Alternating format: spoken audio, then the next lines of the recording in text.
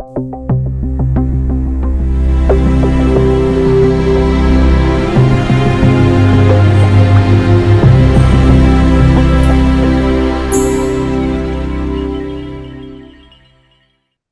nos tocan los capítulos del 16 al 23 del libro de Levítico. Esta es la lección número 18 en nuestra introducción al Pentateuco. Creo que ya nos hemos dado cuenta a estas alturas que el libro de Levítico es un libro sumamente interesante cuando uno tiene las llaves necesarias para abrir las puertas. Y estas llaves la Biblia misma nos las facilita. Y por lo tanto le invito para participar también en esta lección sobre alguna temática que requiere cierta explicación. Por ejemplo, vamos a hablar de los días festivos, de ciertos sacrificios especiales y también de un código de comportamiento para los israelitas. También vamos a abordar la cuestión: ¿cuáles son las leyes que siguen siendo vinculantes también para nosotros ahora? ¿Y cuáles fueron cumplidos en Cristo? Y también para esto vamos a tener algunas ayudas que nos facilitan el entendimiento. Pues vamos allá. Y empezamos primeramente con las 7 fiestas que eran importantes para el israelita. Realmente son 3 bloques de fiestas. Había 3 fiestas obligatorios para el israelita.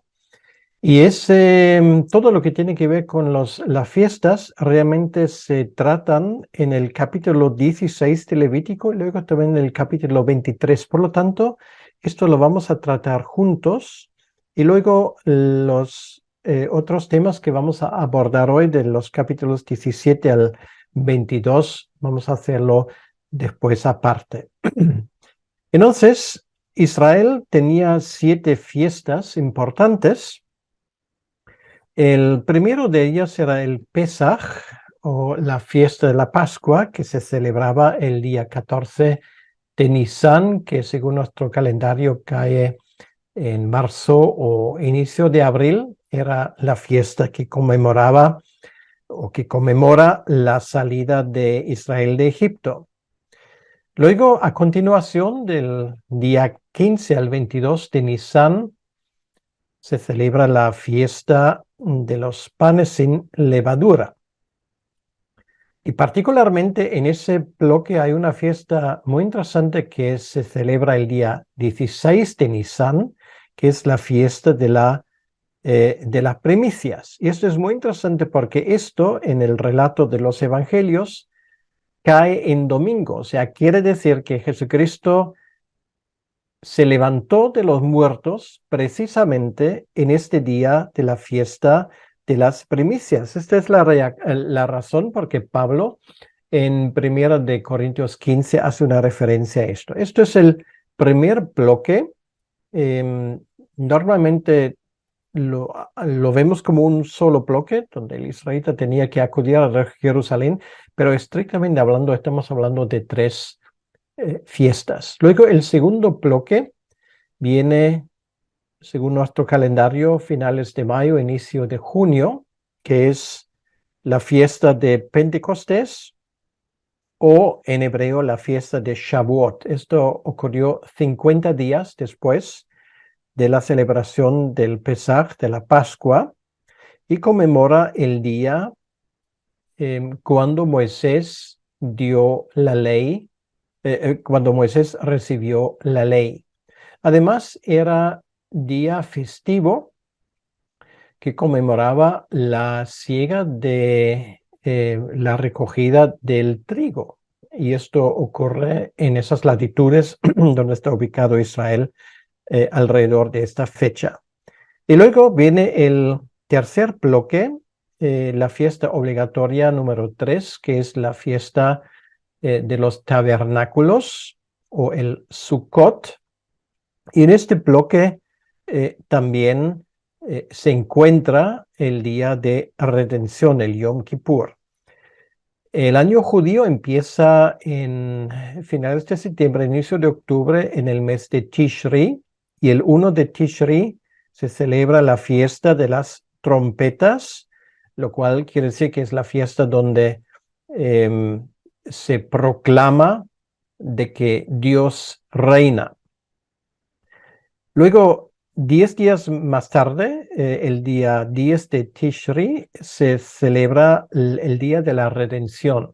El Yom Kippur era la fiesta más importante realmente de todo el año, porque es allí realmente donde se hizo una expiación provisional por los pecados del pueblo. Y luego, el día 15 de Tishri, empezó la festividad de Sukkot, la fiesta de los tabernáculos, que conmemora la salida de Israel de Egipto y su forma como ellos buscaban un cobijo, una protección contra el sol.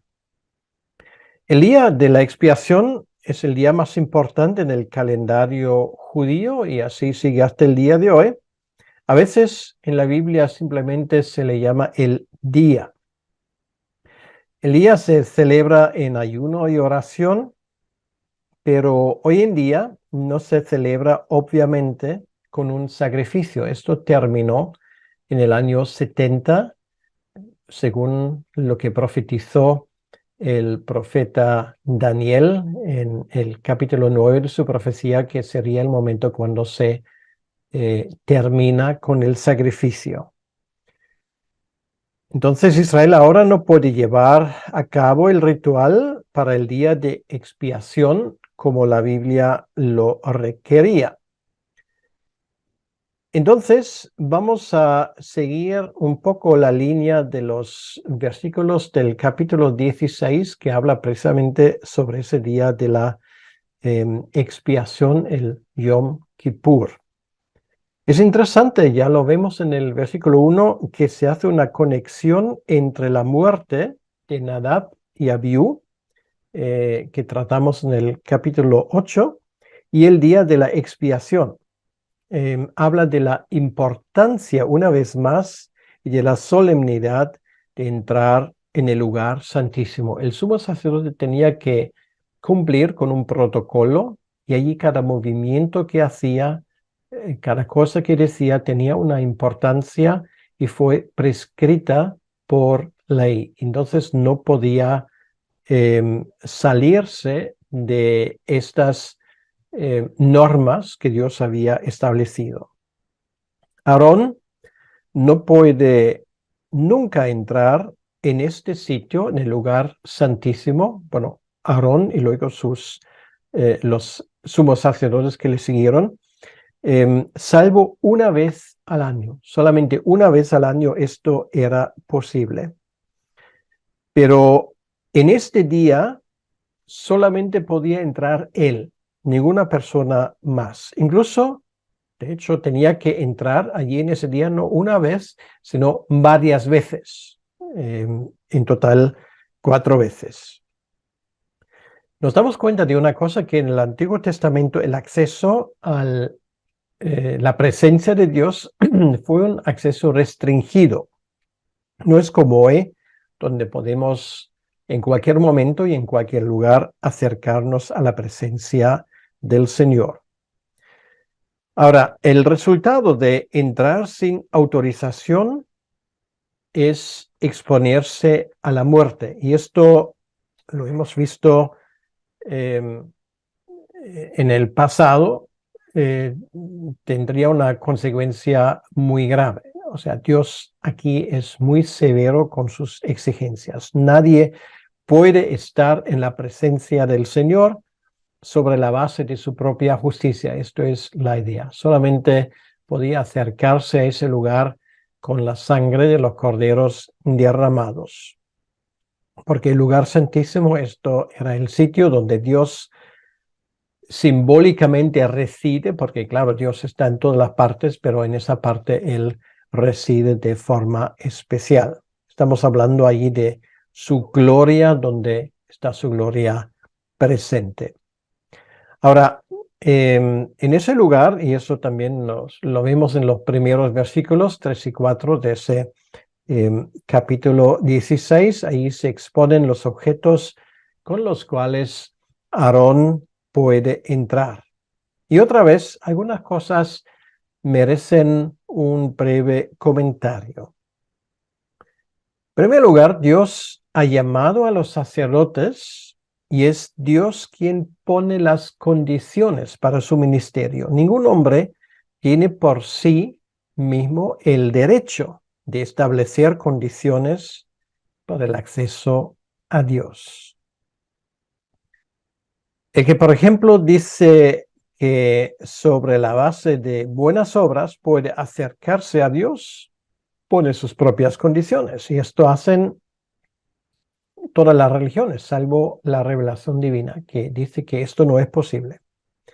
Pero es Dios y es su derecho soberano de poner las condiciones y, por lo tanto, nosotros no podemos acercarnos a Dios como nos da la gana. Lo que tiene que llevar al lugar santísimo tiene que ver con los sacrificios y con los vestimientos. Segundo lugar, incluso en este día, el sumo sacerdote tiene que cambiar sus vestidos varias veces. Quiere decir, cuando desempeña un servicio en el lugar santísimo, entonces tienen que llevarse sus túnicas y todos los vestidos hechos de lino para que los cambien. Esas ropas se caracterizan, en tercer lugar, por su limpieza. Es el símbolo de que el sumo sacerdote tiene que ser completamente santo. Si estudiamos de forma complementaria, lo que yo recomiendo mucho para poder seguir mejor a esa lección, el libro de Hebreos, nos damos cuenta que en Hebreos 7 hay como telón de fondo precisamente el día de redención. Es muy importante también en el entendimiento de lo que escribe el autor de Hebreos en aquel capítulo 7.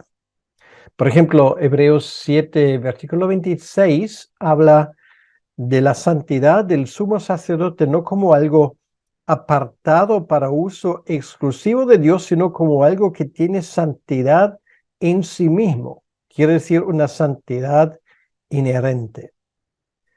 Y esto es algo que solamente uno lo cumplió, que es nuestro Señor Jesucristo.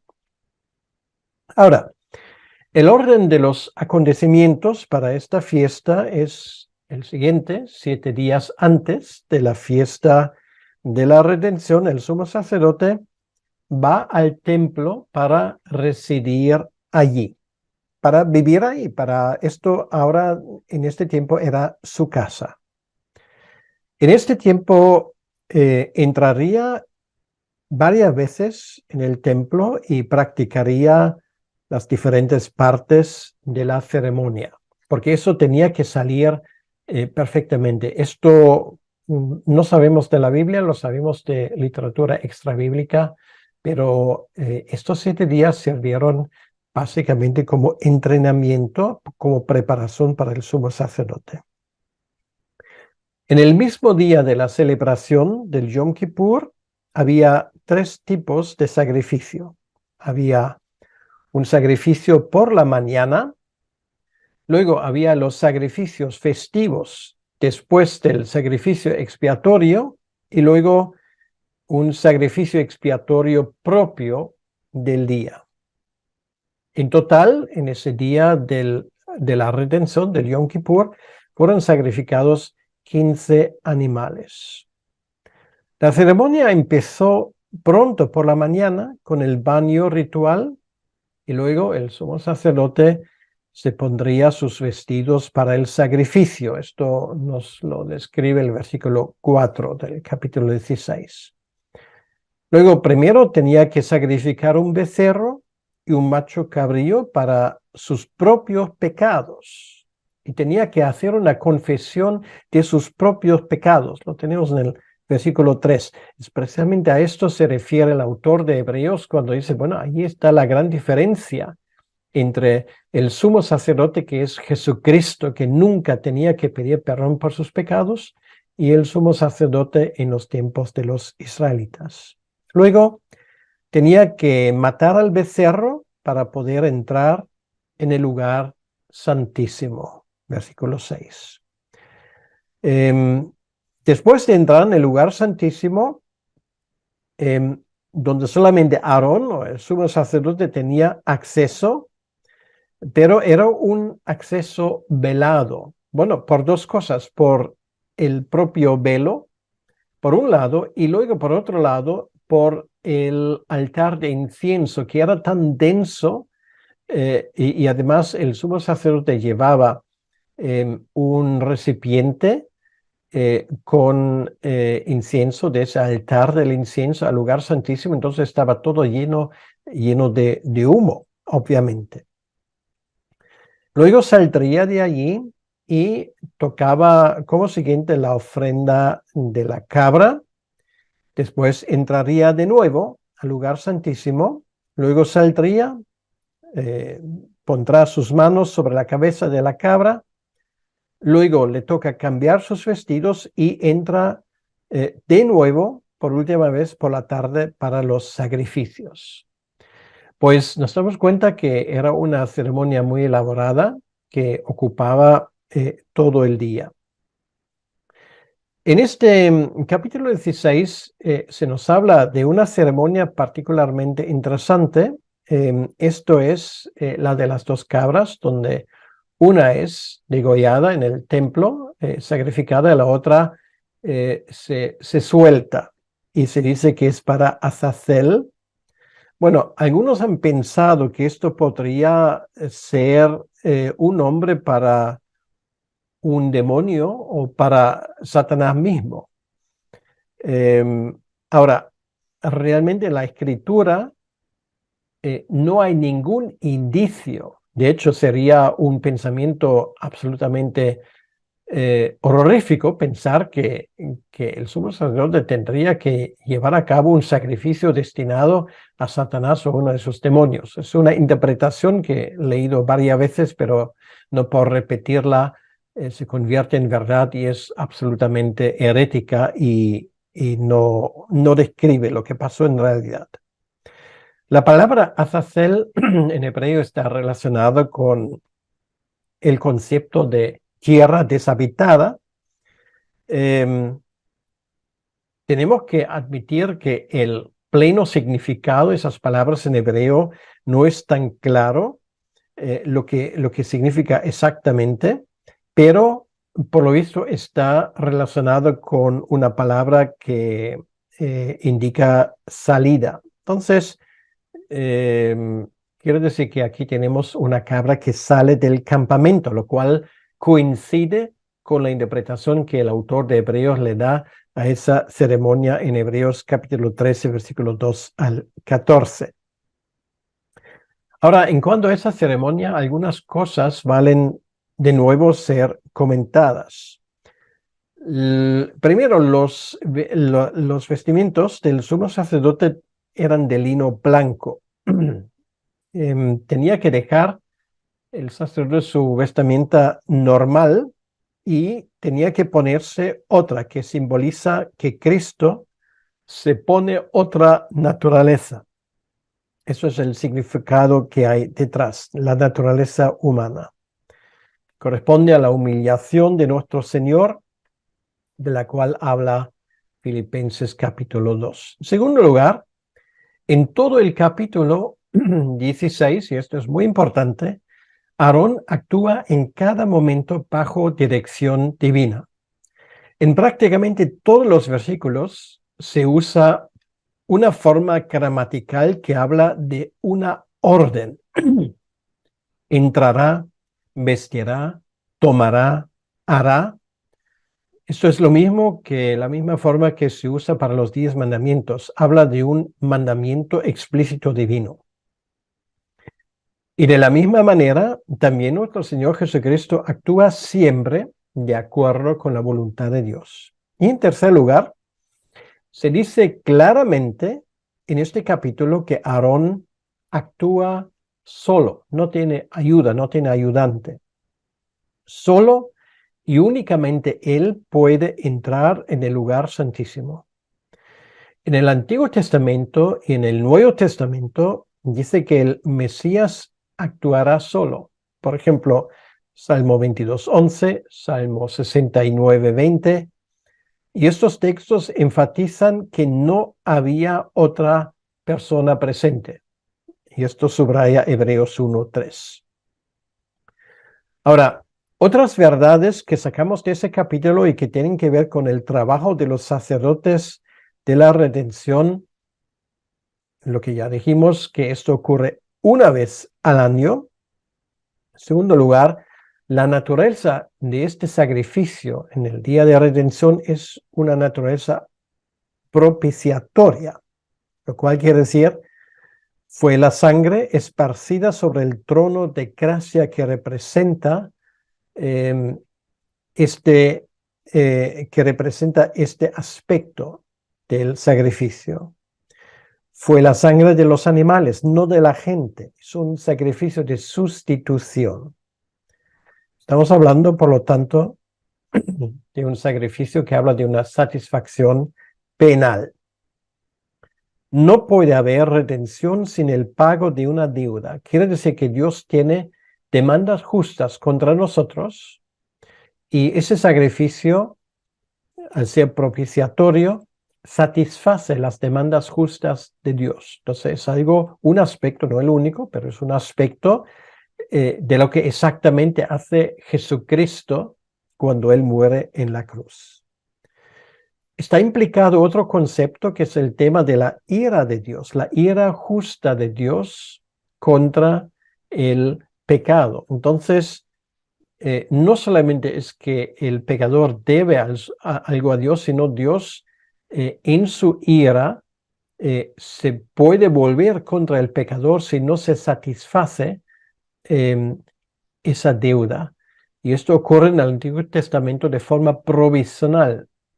Y esto se resuelve en el Nuevo Testamento definitivamente por la muerte de Cristo. El valor del sacrificio solamente se explica con que la sangre de los animales de sacrificio pueden tocar el trono de gracia. Solo esto, ninguna otra cosa más. El perdón de Israel no fue eterno, sino tenía una fecha de caducidad, para decirlo así, de 1 año. Esto había que repetir año tras año. Y el medio de la redención, según el versículo 11 del capítulo 17, es el derramamiento de sangre. ¿Por qué? Porque la vida está en la sangre representa la vida. Derramar sangre es matar. Por lo tanto, somos justificados por la sangre.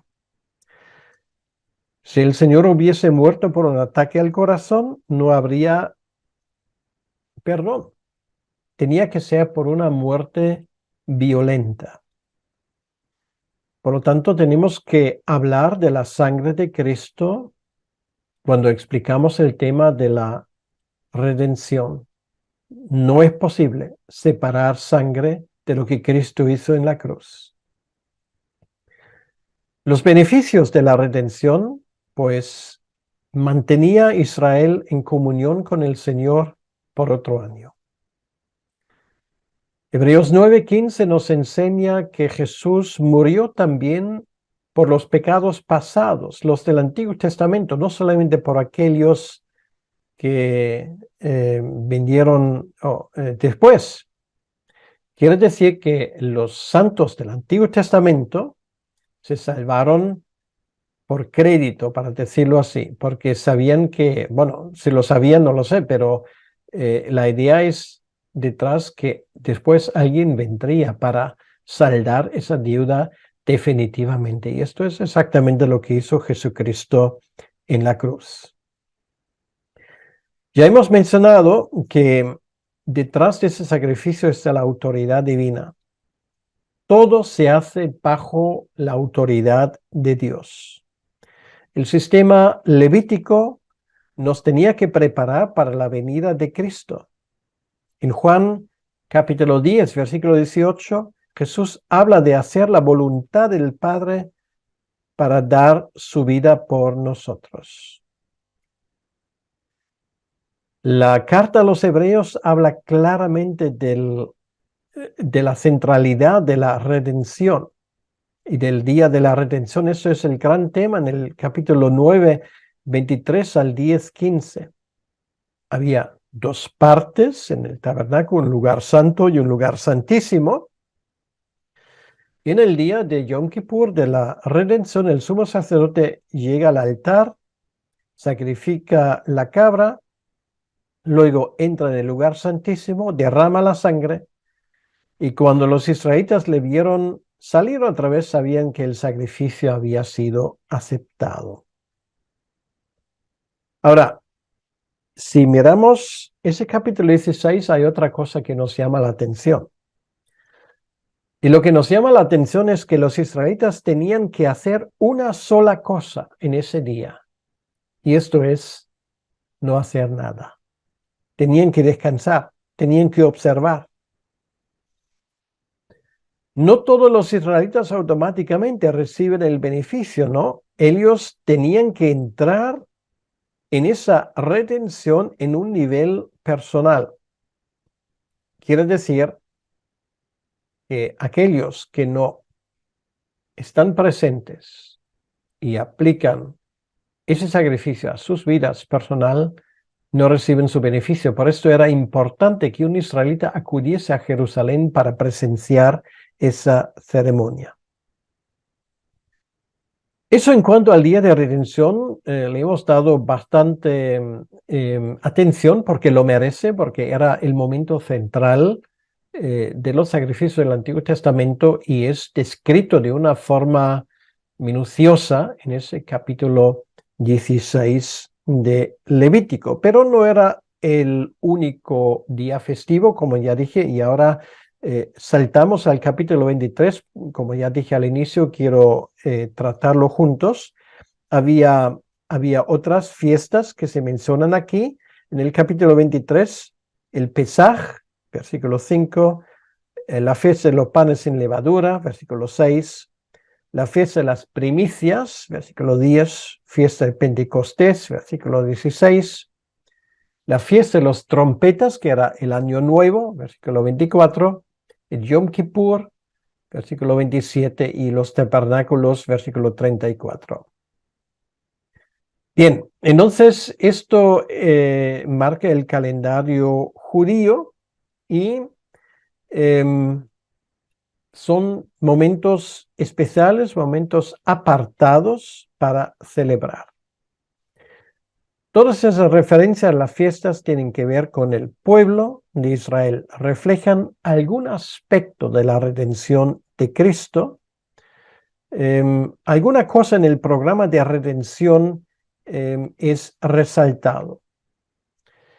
Tienen que ver con momentos especiales en la vida de Israel, pero también tienen que ver con cosas que tenemos en el Nuevo Testamento. Entonces, muy rápidamente vamos a mirar cada una de las 7 fiestas. Empezamos con estamos siguiendo el orden del capítulo 23. Empezamos con el Pesaj. Tiene un significado especial en la historia de Israel. Era el momento cuando ellos salieron de Egipto. Y en 1 de Corintios, capítulo 5, versículo 1 al 7, tenemos una interpretación del Nuevo Testamento de estos acontecimientos. Luego, el tema de los panes sin levadura es la siguiente fiesta que se menciona en el capítulo 23. Esto ocurre el día siguiente, por la tarde del 14 de Nisan, cuando se había puesto el sol. Se sacrifica el cordero de la Pascua y el día 15, que empieza por la tarde, es decir, inmediatamente después se celebra la fiesta de los panes sin levadura.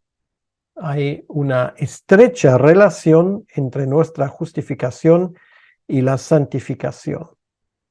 En 1 de Corintios, capítulo 5, versículo 8, Pablo compara la fiesta de los panes sin levadura con la santificación. Muy interesante ese tema. Esa fiesta se celebra durante toda la semana, 7 días, lo cual nos indica que es algo que dura toda la vida, simbólicamente. En tercer lugar, tenemos la fiesta de las primicias. Esto ocurre la semana después, el día 16 de Nisan. Esto ya es el primer día de la semana, realmente, según nuestro cómputo, un domingo. Es el día cuando empieza la cosecha de la cebada. Y en 1 Corintios 15, 20 y 23 se nos pone esta fiesta en conexión con la resurrección.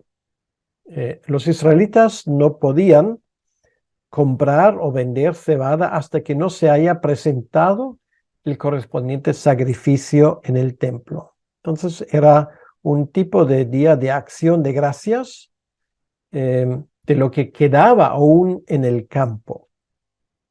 Y sobre todo para nosotros importante, es una imagen para la resurrección de nuestro Señor Jesucristo. Él es el representante que en su resurrección se compara con todos los redimidos. En cuarto lugar, tenemos la fiesta de Pentecostés. Esto ocurre 50 días después del Pesaj. Como dije antes, una de las 3 fiestas obligatorias.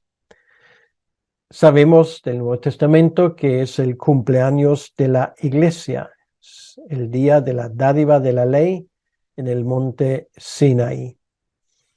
Hechos capítulo 2, por lo tanto, es el cumplimiento de la profecía, el simbolismo de los 2 panes. Y es curioso que el libro de Ruth se leyó tradicionalmente en el día de Pentecostés, por cierto, hasta el día de hoy en las sinagogas de los judíos. Quiere decir, judíos y gentiles serían bendecidos en su Mesías. Luego viene la fiesta de los trompetas, el primer día del año, el Rosh Hashanah. Esto habla del hecho de que el rey reina, obviamente en el último instante se refiere a Jesucristo. Y luego el día 15 de Tishri viene la fiesta de Yom Kippur, del cual ya hemos hablado bastante. Y la última fiesta que se describe en ese capítulo es la fiesta de los tabernáculos. Esto habla finalmente del reino eterno. Zacarías 14, 16 al 21 habla del hecho que el Señor se fue para prepararnos una morada. Ahora, ya hemos visto de forma muy rápida que estas fiestas nos hablan de la redención, de la resurrección, de la venida del Espíritu Santo, incluso de la segunda venida y del estado eterno. Entonces, una palabra importante, en mi opinión, para terminar este tema, el libro de Levítico, como hemos estado viendo, en estas lecciones se ha cumplido en su aspecto cúltico en Cristo. O sea, quiere decir que todo lo que tiene que ver con nuestra redención, la forma como Cristo nos ha redimido, nos ha perdonado el pecado, todas esas cosas que se reflejan en el culto del Antiguo Testamento han sido satisfechos y cumplidos en él. Esa es la razón porque ahora no tenemos festividades obligatorias, ni más sacrificios, ni objetos de culto. El libro de Hebreos nos habla claramente del cumplimiento de todos esos ritos. Pero pensar que ya no tiene importancia para estudiarla sería un gran error. ¿Por qué? Porque nos hablan de la redención de Cristo. Es la razón por que el Levítico nos habla de la redención de Cristo en sus varios aspectos. Ahora, esto nos lleva a esos capítulos que son del 17 al 22, que tienen que ver con varios aspectos de la vida diaria del israelita. En otras palabras, podríamos resumirlos bajo el lema vivir en santidad delante de Dios. Estamos hablando de una serie de reglas que eran muy importantes a la hora de averiguar cómo el israelita tenía que comportarse en la presencia de Dios. Y, por ejemplo, en el capítulo 17 tenemos una serie de reglas y mandamientos que tienen que ver con leyes en cuanto a sacrificios. Ahora, la cuestión no es tanto cómo acercarse a Dios, de eso ya Levítico ha hablado, nos ha enseñado una serie de cosas, sino ahora la idea es cómo vivir delante de Dios, cómo vivir en su presencia. Y la respuesta es, Israel tiene que distinguirse de los demás pueblos, tiene que ser diferente. Entonces, veamos rápidamente la estructura de estos 6 capítulos. El capítulo 17 tiene el tema de que solo Dios nos da la vida y todos los sacrificios en el tabernáculo no son expuestos allí y se centra en el tema de la prohibición de beber sangre. Otro aspecto importante para el israelita, para su forma de vivir, se describe en el capítulo 18, que se dedica a la prohibición de abominaciones de tipo sexual. Por lo tanto, también es muy importante. En el capítulo 19 tenemos una repetición de los aspectos centrales de la ley. En el capítulo 20 tenemos el tema de las sanciones que ocurre si un israelita no obedece a lo que Dios requiere.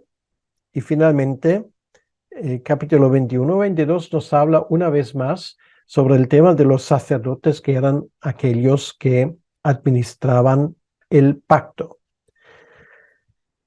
Esto en grandes rasgos, y ahora vamos a mirar estos capítulos con más detenimiento. Los capítulos 17 y 18 se refieren a todos los israelitas y a aquellos que quieren honrar al Dios de Israel, aunque no son israelitas. Como sabemos que también en el Antiguo Testamento todo el mundo tenía la posibilidad de juntarse con los israelitas y profesar su Dios.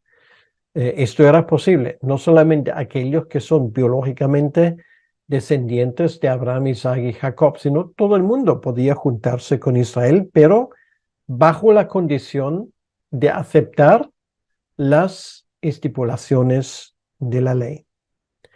En ese sentido, los capítulos 17 y 18 podemos verlo en uno, porque sobre todo el capítulo 17 tiene que ver con el tema de los sacrificios y el 18 con el tema de las abominaciones sexuales. Y la pregunta es, ¿por qué se juntan esos dos aspectos? Bueno, se juntan porque entre los paganos, ambas cosas, tanto la adoración de Dios, los sacrificios y la prostitución cultica, se mezclaba. Y esto era muy común en Egipto, era muy común entre los cananitas y en otras religiones de la zona.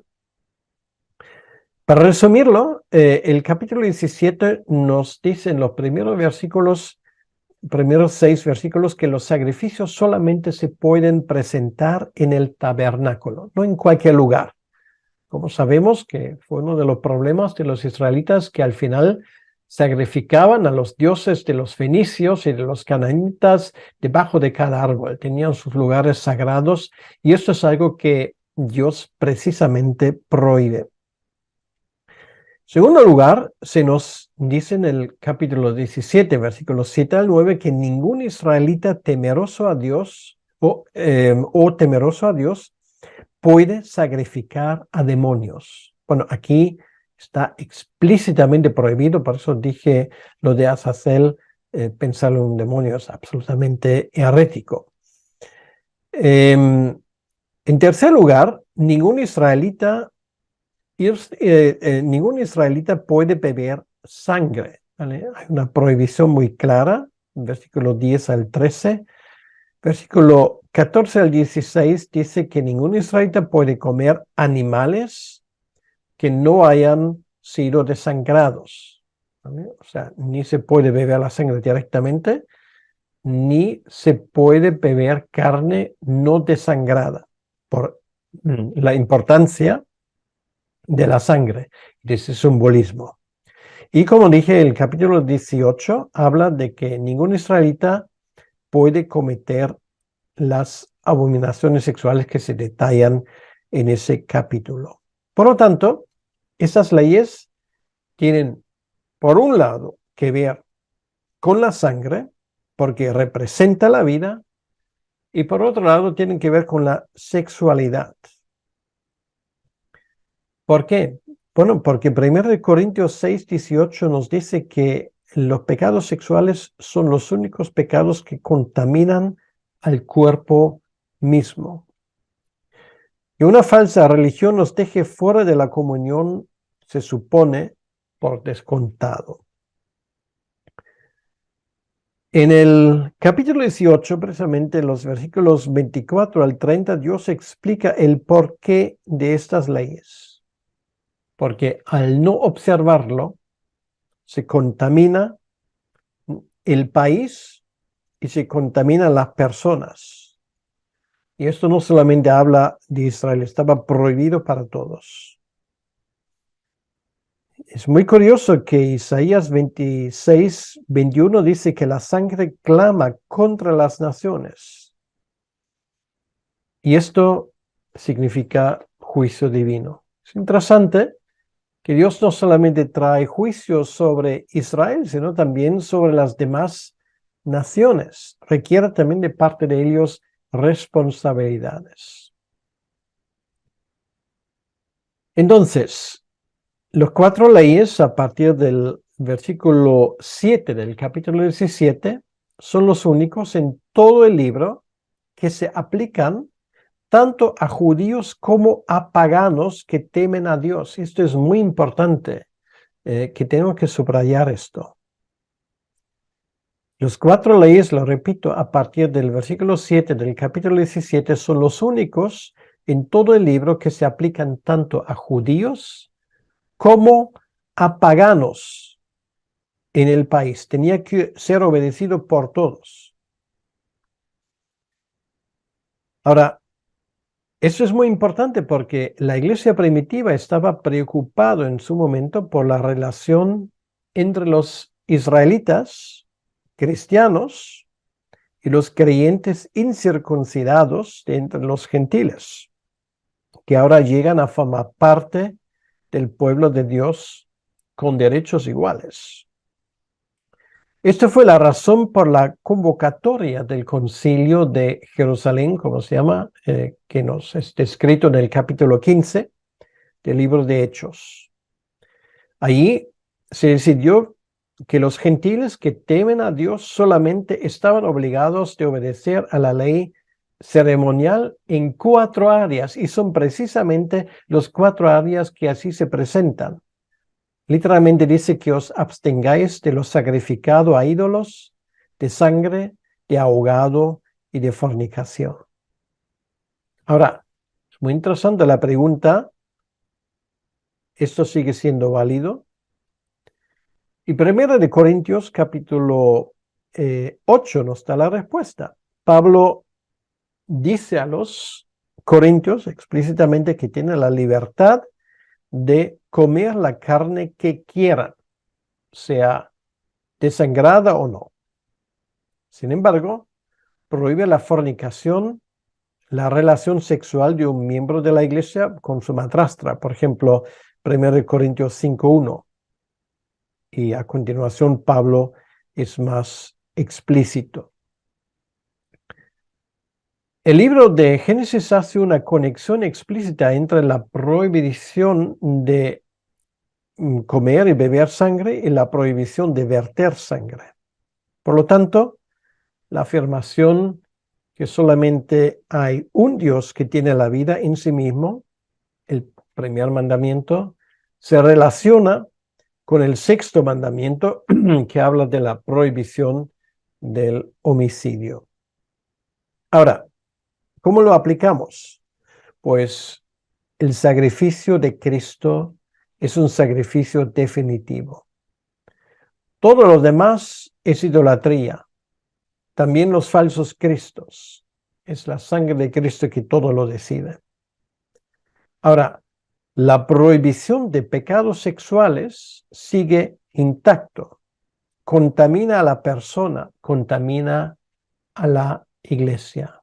Entonces nos damos cuenta cómo esa parte del libro de Levítico, en cuanto a su ética, se sigue llevando a la iglesia y tenemos esa clara prohibición de estos pecados sexuales que infelizmente en nuestros días, incluso en muchas iglesias, no se mantienen. Y esto es un horror para el Señor.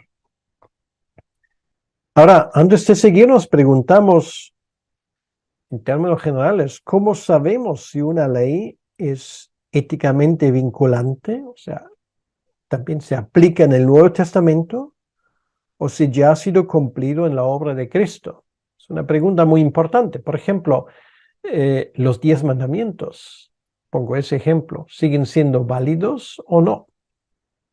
Bueno, creo que nos damos cuenta en la forma como Jesús los trata en el capítulo 5, en el Sermón del Monte de Mateo, que él considera que estos siguen siendo válidos. Y sin embargo, otros no, todo lo que tiene que ver con el culto. Entonces, el principio general es todo lo que no ha sido cumplido en Cristo y en su redención sigue siendo válido. Así también entendemos el versículo de Mateo capítulo 5, 17, 18, 19. Ahora, para profundizarlo más, porque esa aplicación creo que se entiende bastante bien, pero hay más aplicaciones para poder entender esa parte de lo que sigue vinculante también para el creyente en el Nuevo Testamento y lo que no. Hay que considerar que hay diferentes tipos de leyes. Ya hemos hablado de leyes que tienen que ver con la redención. Esto quedó cumplido en Cristo. Luego, hay leyes que están vinculadas a la tierra. Y eso es muy importante porque es la tierra donde iba a nacer el Mesías. Las leyes de la tierra, o que tienen que ver con la tierra o la herencia, eran leyes que tenían que ver con las promesas del pacto que Dios en su momento hizo con Abraham en relación a su descendencia.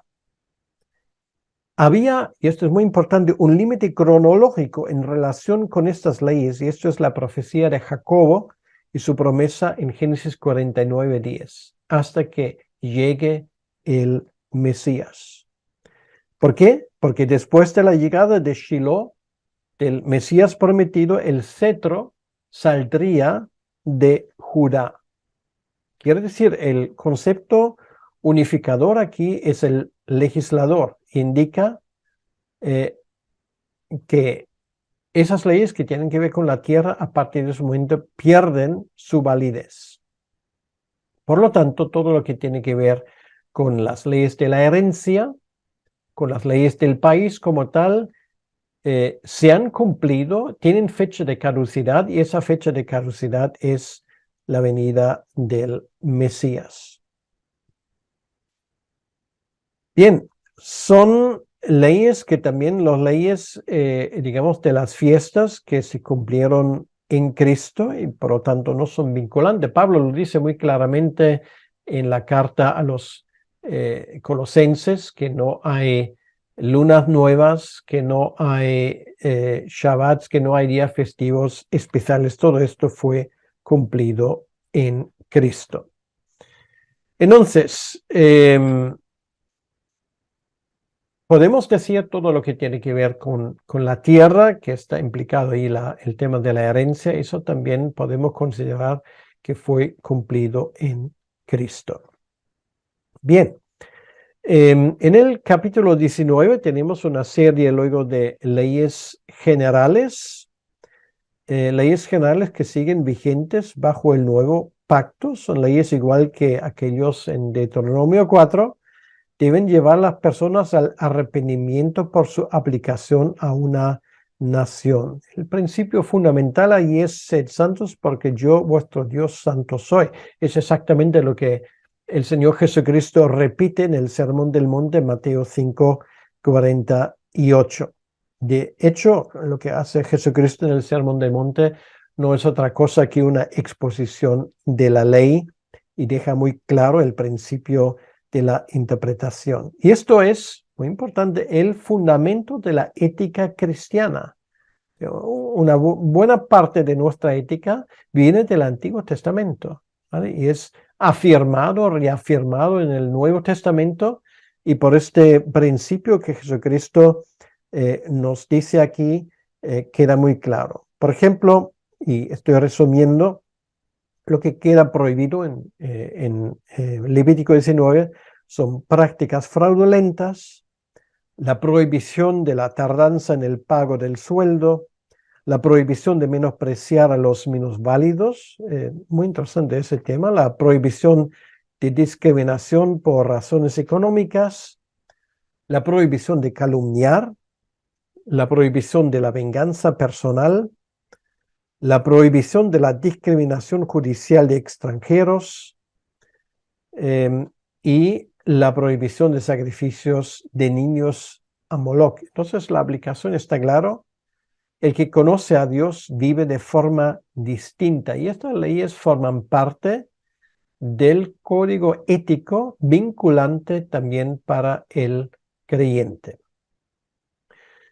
Ahora, ¿qué pasa con aquellos que no obedecen? De esto el capítulo 20 tiene que decir algo. Ahí se nos habla de las consecuencias del pecado. El alma que pecare, ese morirá. Es el principio que hay detrás. Aprendimos que pecar nunca es gratis y por eso Cristo tenía que pagar un alto precio. Y esto está incluido en la posibilidad del perdón.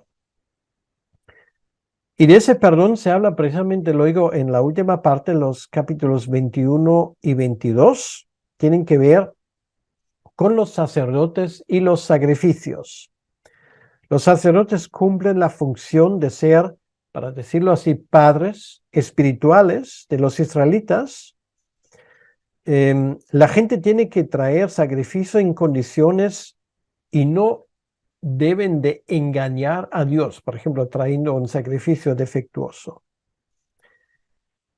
Estos capítulos hablan con detalle de los sacrificios, cómo deberían ser presentados, y en resumidas cuentas podemos decir que los sacerdotes tenían que cumplir las obligaciones de forma más estricta que el pueblo para poder llevar a cabo su ministerio en el santuario. Otra vez se resalta en esos capítulos que no pueden estar en contacto con los muertos, no pueden dar señales exteriores de luto. Son cosas que ya se indicaron en capítulos anteriores del libro de Levítico. Y una cosa más, ningún sacerdote puede tener un defecto físico porque eso le impide acercarse al santuario. Tiene que ser perfecto, entre comillas, en su apariencia. Esto nos recuerda que Jesucristo, nuestro perfecto sumo sacerdote, es, porque las malformaciones en ese caso representan el pecado, lo representan, no son pecado en sí. Estamos aquí hablando de un simbolismo. Bien, ahora nos hemos dado cuenta de esos capítulos centrales del libro de Levítico que nos enseñan algunos aspectos muy importantes en cuanto a nuestra redención en Jesucristo. En la lección número 19, la próxima lección, vamos a terminar el libro de Levítico con una serie de regulaciones más que son sumamente interesantes también por su aplicación actual. Entonces, nos vemos en la lección 19, que también será el cierre del libro de Levítico y nos quedan 2 libros más por investigar.